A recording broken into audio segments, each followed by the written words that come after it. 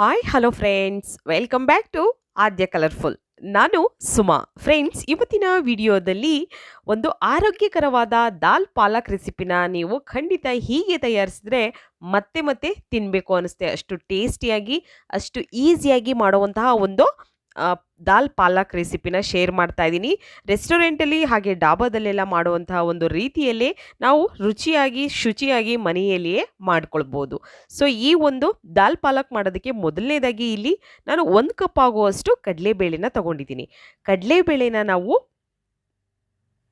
ಒಂದು 2 ಕಪ್ ನೀರು ಹಾಕಿ ಇದನ್ನು ಚೆನ್ನಾಗಿ ಒಂದು 2 ಸಲ ತೊಳೆದು ನಂತರ ಇದನ್ನು ಸ್ವಲ್ಪ ನೀರನ್ನು ಹಾಕಿ ಒಂದು 2 ಗಂಟೆಗಳ ಕಾಲ ನೆನೆ ಹಾಕಬೇಕಾಗುತ್ತೆ. ಓಕೆ, ಸೊ ನೆನೆ ಹಾಕಿದ ನಂತರ ನಾನು ನಿಮಗೆ ಇದನ್ನು ತೋರಿಸ್ತೀನಿ. ಫ್ರೆಂಡ್ಸ್, ನೀವ್ಯಾರಾದರೂ ಫಸ್ಟ್ ಟೈಮ್ ನನ್ನ ಚಾನಲ್ಗೆ ವಿಸಿಟ್ ಮಾಡಿದರೆ ಪ್ಲೀಸ್ ನನ್ನ ಚಾನಲ್ನ ಸಬ್ಸ್ಕ್ರೈಬ್ ಮಾಡ್ಕೊಳ್ಳಿ, ಹಾಗೆ ಲೈಕ್ ಮಾಡಿ ಮತ್ತು ಶೇರ್ ಮಾಡಿ ಫ್ರೆಂಡ್ಸ್. ಈಗ ನೋಡಿ, ನಾನು ಇದನ್ನು ನೆನೆಯೋದಕ್ಕೆ 2 ಗಂಟೆಗಳ ಕಾಲ ನೆನೆ ಹಾಕಿದ್ದೆ. ಸೊ ನೆನೆ ಹಾಕಿ ಮಾಡಿದ್ರೆ ತುಂಬ ಬೇಳೆ ಬೇಗ ಬೇಯುತ್ತೆ ಅನ್ನೋದಕ್ಕೋಸ್ಕರ ಅಷ್ಟೇ. ನೀವು ಇಲ್ಲೇ ಜಾಸ್ತಿ ವಿಷಲ್ಸ್ ಮಾಡ್ಕೊಳ್ತೀವಿ ಅಂದರೆ ಒಂದು ಅರ್ಧ ಗಂಟೆ ನೆನೆ ಹಾಕಿದರೆ ಸಾಕು, ಏನೂ ತೊಂದರೆ ಆಗೋದಿಲ್ಲ. ಓಕೆ, ನೆನೆಸಿರೋಂತಹ ಬೇಳೆನ ಈಗ ನೀರೆಲ್ಲ ಚೆನ್ನಾಗಿ ಇದನ್ನು ತೊಳೆದು ಒಂದು 2 ಸಲ ತೊಳೆದು ನೋಡಿ, ಅದರಲ್ಲಿ ಪೌಡರ್ ಅಂಶ ಇರುತ್ತಲ್ವಾ ನೀರು, ಅದನ್ನೆಲ್ಲ ಕ್ಲೀನ್ ಮಾಡಿ ನಾವು ಬೇಳೆನ ತೆಗೆದಿಟ್ಕೊಳ್ಳೋಣ. ಇಲ್ಲಿ ಒಂದು ಕುಕ್ಕರ್ ತಗೊಂಡಿದ್ದೀನಿ. ಸೊ ಕುಕ್ಕರ್ಗೆ ಈಗ 1 ಕಪ್ ಆಗೋಷ್ಟು ನೀರು, 1 ಅಥವಾ 2 ಕಪ್ ಆಗೋಷ್ಟು ನೀರನ್ನು ಹಾಕ್ಕೊಳ್ಳೋಣ. ತುಂಬ ಚೆನ್ನಾಗಿ ಇರುತ್ತೆ ಈ ಒಂದು ದಾಲ್ ಪಾಲಕ್.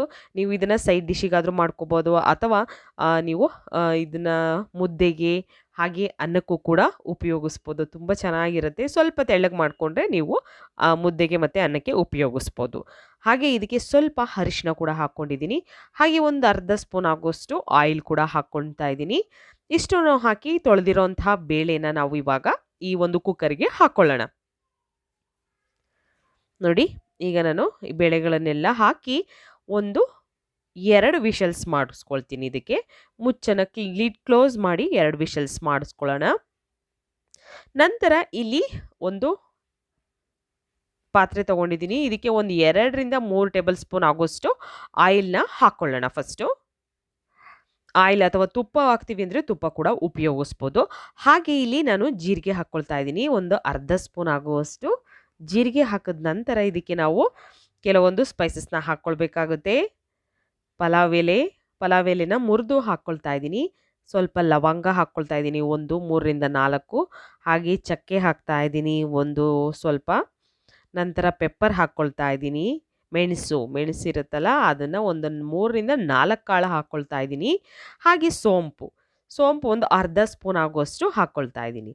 ಇಷ್ಟನ್ನು ಸ್ವಲ್ಪ ಎಣ್ಣೆಯಲ್ಲಿ ನಾವು ಇದನ್ನು ಬೇಯಿಸ್ಕೊಳ್ಳೋಣ, ಫ್ರೈ ಮಾಡ್ಕೊಳ್ಳೋಣ. ಒಂದು 2 ಸೆಕೆಂಡ್ಸ್ ಸಾಕು.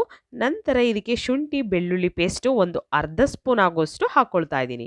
ಇಷ್ಟನ್ನು ಹಾಕಿ ಈಗ ಫಸ್ಟು ಮಿಕ್ಸ್ ಮಾಡ್ಕೊಳ್ಳೋಣ. ಶುಂಠಿ ಬೆಳ್ಳುಳ್ಳಿ ಪೇಸ್ಟ್ ಅದರಲ್ಲಿರುವಂತಹ ಹಸಿ ವಾಸನೆ ಹೋಗೋ ಹಾಗೆ ಸ್ವಲ್ಪ ಎಣ್ಣೆಯಲ್ಲಿ ಫ್ರೈ ಮಾಡ್ಕೊಳ್ಳೋಣ ಇದನ್ನು. ಓಕೆ, ಫ್ರೈ ಮಾಡಿದ ನಂತರ ಇದಕ್ಕೆ ಒಂದು ಹಸಿರು ಮೆಣಸಿನಕಾಯಿನ ನಾನು ಕಟ್ ಮಾಡಿ ಹಾಕ್ಕೊಳ್ತಾ ಇದ್ದೀನಿ. ಕಟ್ ಮಾಡಿ ಹಾಕಿ ನಂತರ ಇದನ್ನು ಕೂಡ 1 ಸೆಕೆಂಡು ನಾವು ಫ್ರೈ ಮಾಡ್ಕೊಳ್ಳೋಣ ಎಣ್ಣೆಯಲ್ಲಿ. ನಂತರ ಇದಕ್ಕೆ 1 ಕಪ್ ಆಗೋಷ್ಟು ಈರುಳ್ಳಿನ ಸಣ್ಣದಾಗಿ ಕಟ್ ಮಾಡಿ ಹಾಕ್ಕೊಳ್ತಾ ಇದ್ದೀನಿ. ಇಷ್ಟನ್ನು ಹಾಕಿ ಈಗ ಮಿಕ್ಸ್ ಮಾಡ್ಕೊಳ್ಳೋಣ. ಈರುಳ್ಳಿ ಸ್ವಲ್ಪ ಬೇಯಬೇಕು. ಬೆಂದ ನಂತರ ನಾವು ಇದಕ್ಕೆ ಟೊಮ್ಯಾಟೊನ ಹಾಕ್ಕೊಳ್ಬೇಕಾಗುತ್ತೆ. ನೋಡಿ, ಈರುಳ್ಳಿ ಸ್ವಲ್ಪ ಟ್ರಾನ್ಸ್ಪರೆಂಟ್ ಆಗಿದೆ. ನಂತರ ಟೊಮ್ಯಾಟೊನ ಹಾಕ್ಕೊಳ್ಳೋಣ. ಈರುಳ್ಳಿ ಟೊಮ್ಯಾಟೊ ಒಂದೇ ಸಲ ಹಾಕಿದ್ರೆ ಈರುಳ್ಳಿ ಬೇಯೋದಿಲ್ಲ. ಟೊಮ್ಯಾಟೊ ಅದರಲ್ಲಿರುವಂಥ ನೀರು ಬಿಟ್ಕೊಳ್ಳುತ್ತೆ, ಆವಾಗ ಈರುಳ್ಳಿ ಬೇಯೋದಿಲ್ಲ. ಹಾಗಾಗಿ ಸ್ವಲ್ಪ ಈರುಳ್ಳಿ ಬೆಂದ ನಂತರ ಟೊಮ್ಯಾಟೊನ ಹಾಕ್ಕೊಳ್ಳಿ. ನಂತರ ಇದಕ್ಕೆ ರುಚಿಗೆ ತಕ್ಕಷ್ಟು ಉಪ್ಪನ್ನು ಹಾಕ್ಕೊಳ್ತಾ ಇದ್ದೀನಿ. ಮಿಕ್ಸ್ ಮಾಡಿಕೊಂಡು ಇದನ್ನು ಬೇಯಿಸ್ಕೊಳ್ಳೋಕ್ಕೆ ನಾವು ಬಿಡೋಣ. ತುಂಬಾ ಈಸಿಯಾಗಿ ಆರೋಗ್ಯಕರವಾದ ಒಂದು ದಾಲ್ ಪಾಲಕ್ ರೆಸಿಪಿ ಇದು. ಸೊ ಒಂದ್ಸಲ ಟ್ರೈ ಮಾಡಿದ್ರೆ ಖಂಡಿತ ಮತ್ತೆ ಮತ್ತೆ ಮಾಡ್ಕೊಂಡು ತಿಂತೀರಾ ಅಂತ ನಾನು ಹೇಳ್ತೀನಿ. ಇಷ್ಟು ಟೇಸ್ಟಿ ಮತ್ತು ಹೆಲ್ತಿಯಾಗಿರೋವಂಥ ಒಂದು ರೆಸಿಪಿ. ಸೊ ಇಲ್ಲಿ ನಾನು 2 ವಿಷಲ್ಸ್ ಆದಮೇಲೆ ನಿಮಗೆ ಓಪನ್ ಮಾಡಿ ತೋರಿಸ್ತಾ ಇದ್ದೀನಿ. ಬೇಳೆ ಚೆನ್ನಾಗಿ ಬೆಂದಿದೆ. ಓಕೆ, ಒಂದು 3/4% ಬೇಳೆ ಬೆಂದಿರಬೇಕು. ಪೂರ್ತಿ ಮ್ಯಾಶ್ ಆಗೋ ಹಾಗೆ ಬೇಯಿಸಬೇಡಿ. ಪೂರ್ತಿ ಮ್ಯಾಶ್ ಆಗೋ ಥರ ಬೇಯಿಸಿರೆ ನೀವು ಅದು ಸಾಂಬಾರು ಥರ ಆಗಿಬಿಡುತ್ತೆ. ಸೊ ಬೇಳೆ ಕೂಡ ಕಾಣ್ತಾ ಇರಬೇಕು, ಆವಾಗ ದಾಲ್ ಪಾಲಕ್ ತುಂಬ ಚೆನ್ನಾಗಿರುತ್ತೆ. ನಂತರ ಈಗ ರೆಡ್ ಚಿಲ್ಲಿ ಪೌಡರ್ನ ಹಾಕ್ಕೊಳ್ತಾ ಇದ್ದೀನಿ. ಅಚ್ಚ ಖಾರದ ಪುಡಿನ 1 ಸ್ಪೂನ್ ಆಗೋಷ್ಟು ಹಾಕ್ಕೊಳ್ತಿದ್ದೀನಿ. ಖಾರಕ್ಕೆ ಅನುಗುಣವಾಗಿ ನೀವು ಉಪಯೋಗಿಸ್ಬೋದು. ಅರ್ಧ ಸ್ಪೂನ್ ಆಗೋಷ್ಟು ನಾನು ಧನಿಯಾ ಪೌಡರ್ನ ಹಾಕ್ಕೊಳ್ತಾ ಇದ್ದೀನಿ. ಹಾಗೆ ಒಂದು ಪಿಂಚಷ್ಟು ಅರಿಶಿನ, ಅಡಿಗೆ ಅರಿಶಿನ ಇರುತ್ತಲ್ಲ ಅದನ್ನು ಹಾಕಿ ನಾನು ಇದನ್ನ ಇವಾಗ ಮಿಕ್ಸ್ ಮಾಡ್ಕೊಳ್ಳೋಣ. ಮಿಕ್ಸ್ ಮಾಡಿ ನಾವು ಹಾಕಿರೋಂತಹ ಒಂದು ಪೌಡರ್ಸ್ ಎಲ್ಲ ಚೆನ್ನಾಗಿ ಮಿಕ್ಸ್ ಆಗಿ ಚೆನ್ನಾಗಿ ಅದರಲ್ಲಿ ಈರುಳ್ಳಿ ಮತ್ತು ಟೊಮ್ಯಾಟೊದಲ್ಲಿ ಅದು ಹದ ಬರಬೇಕು. ಹಾಗೆ ನಾವು ಚೆನ್ನಾಗಿ ಇದನ್ನು ಬೇಯಿಸ್ಕೋಬೇಕು. ನಂತರ ಪಾಲಕ್ ಸೊಪ್ಪನ್ನ ತೊಗೊಂಡಿದ್ದೀನಿ ಇಲ್ಲಿ. ಪಾಲಕ್ ಸೊಪ್ಪನ್ನ ನಾವು ಮೇಯ್ನಾಗಿ ತೊಗೊಳ್ಳೇಬೇಕು. ಇದು ದಾಲ್ ಪಾಲಕ್ ಆಗಿರೋದ್ರಿಂದ ಪಾಲಕ್ನ ತೊಳೆದು ನೀಟಾಗಿ ನಾನು ಕಟ್ ಮಾಡ್ಕೊಂಡಿದ್ದೀನಿ. ಸೊ ನೋಡಿ, ನಿಮಗೆ ಇಲ್ಲಿ ನಾನು ಸುಮಾರು ಒಂದು ಕಂತೆಯಷ್ಟು ನಾನು ತೊಗೊಂಡಿದ್ದೀನಿ ನೋಡಿ. ನಂತರ ಈಗ ಮಿಕ್ಸ್ ಮಾಡಿ ಪಾಲಕ್ ಸೊಪ್ಪನ್ನು ತೊಳೆದು ಹಾಕಿ ನಂತರ ಮಿಕ್ಸ್ ಮಾಡಿ ಇದನ್ನು ಬೇಯೋದಕ್ಕೆ ಬಿಡ್ತಾ ಇದ್ದೀನಿ. ಬೇಯೋಕ್ಕೆ ಬಿಟ್ಟ ನಂತರ ಇದಕ್ಕೆ ಸ್ವಲ್ಪ ನಾನು ಮ್ಯಾಂಗೋ ಪೌಡರ್ನ, ಡ್ರೈ ಮ್ಯಾಂಗೋ ಪೌಡರ್ನ ಹಾಕ್ಕೊಳ್ತಾ ಇದ್ದೀನಿ. ಆಮ್ಚೂರ್ ಪೌಡರ್ ಅಂತೀವಲ್ಲ ಅದನ್ನು ಹಾಕಿ ನಾನು ಮಿಕ್ಸ್ ಮಾಡ್ಕೊಳ್ತಾ ಇದ್ದೀನಿ. ಮಿಕ್ಸ್ ಮಾಡಿದ ನಂತರ ಬೇಳೆನ ಬೇಯಿಸ್ಕೊಂಡಿದ್ದೀವಲ್ಲ ಆ ಬೇಳೆನ ಹಾಕ್ಕೊಳ್ಳೋಣ. ನೀರಿನ ಸಮೇತನೇ ನೀವು ಬೇಳೆನ ಹಾಕ್ಕೊಳ್ಬಹುದು. ಓಕೆ, ಅದಕ್ಕೆ ಬೇಯಿಸ್ಬೇಕಾದ್ರೆ ಸ್ವಲ್ಪ ನೀರನ್ನು ಕಮ್ಮಿ ಹಾಕ್ಕೊಳ್ಳಿ. ಯಾಕೆಂದರೆ ಇಲ್ಲಾಂದರೆ ಟೈಮ್ ಜಾಸ್ತಿ ತೊಗೊಳುತ್ತೆ ಬೇಯಿಸ್ಬೇಕು ಅಂತ ಅಂದರೆ. ಸೊ ನೀರನ್ನು ಸ್ವಲ್ಪ ಕಮ್ಮಿ ಹಾಕಿ ಬೇಳೆ ಬೇಯಿಸ್ಕೊಂಡ್ರೆ ಈಗ ನೀರು ಮತ್ತು ಬೇಳೆ ಎರಡನ್ನೂ ಕೂಡ ಹಾಕ್ಕೊಳ್ಬೋದು ಒಟ್ಟಿಗೆ. ಈಗ ಇದನ್ನು ಮಿಕ್ಸ್ ಮಾಡಿಕೊಂಡು ಒಂದು 3ರಿಂದ 4 ನಿಮಿಷದವರೆಗೂ ಬೇಯಿಸ್ಕೊಳ್ಳೋಣ. ಸ್ವಲ್ಪ ಗಟ್ಟಿ ಆಗ್ತಾ ಬಂದಿರುತ್ತೆ ನೋಡ್ಬೋದು ನೀವು. ತುಂಬಾ ಟೇಸ್ಟಿಯಾಗಿ ನೀವು ಇದನ್ನು ಚಪಾತಿಗೆ, ರೋಟಿಗೆ, ಹಾಗೆ ಪೂರಿಗೆ ತುಂಬ ಚೆನ್ನಾಗಿರುತ್ತೆ. ಒಂದ್ಸಲ ಟ್ರೈ ಮಾಡಿ ನೋಡಿ.